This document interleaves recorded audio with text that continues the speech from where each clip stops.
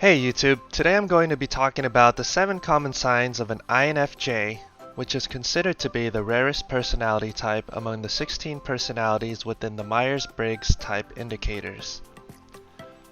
What is the Myers-Briggs type indicator?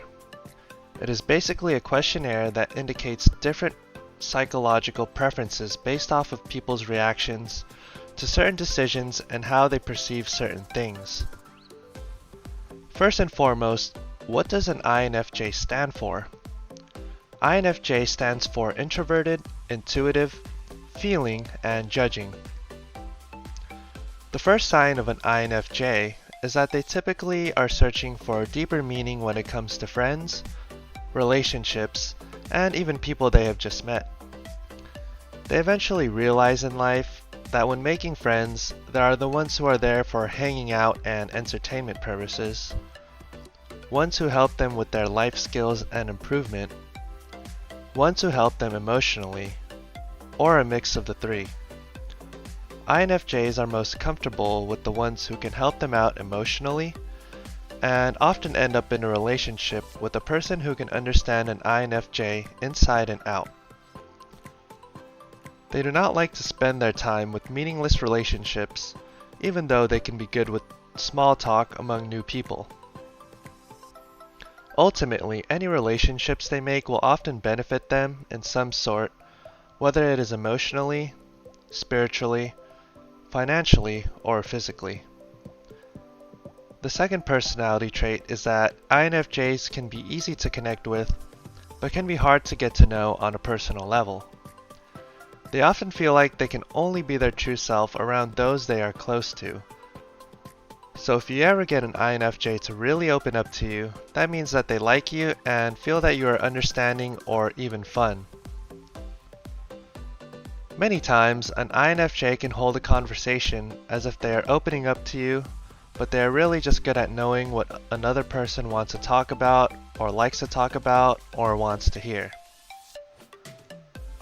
It can be hard to get through to an INFJ, but if you do, you can reap the benefits of having a very down-to-earth and understanding friend. Number 3. They are empaths and will typically have a very strong ability to understand how others feel. This is what makes an INFJ someone that people can run to for advice on life because of their ability to understand others. They can feel deeply for others' problems to a point where they might even start thinking of another person's problems at random parts of the day as if it were their own problems.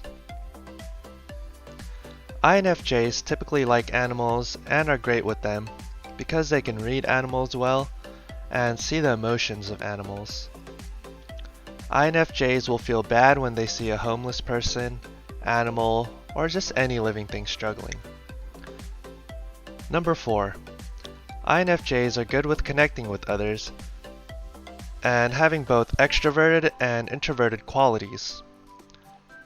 This means that they are able to have a decent conversation with almost anyone, whether they are extroverted, introverted, old, young, nice, mean, happy, or sad. But don't get me wrong, INFJs often have little patience for people that are giving them a hard time, and will drift towards relationships and friendships that are easygoing and make them feel comfortable. Number 5. Sometimes they forget to take care of themselves. They often get deep into certain projects or stuff that's going on with other people that they become exhausted. Sometimes an INFJ becomes so willing to help someone or please other people that they find themselves spending more time in others' activities rather than their own. Sometimes they compromise their daily tasks, hygiene, sleep, and alone time just to keep busy with the project, homework, task, or simply helping out someone. One important thing, if you find that you might be the INFJ type, is that you should set aside time for yourself because your happiness and mental health come first before anything. Number 6.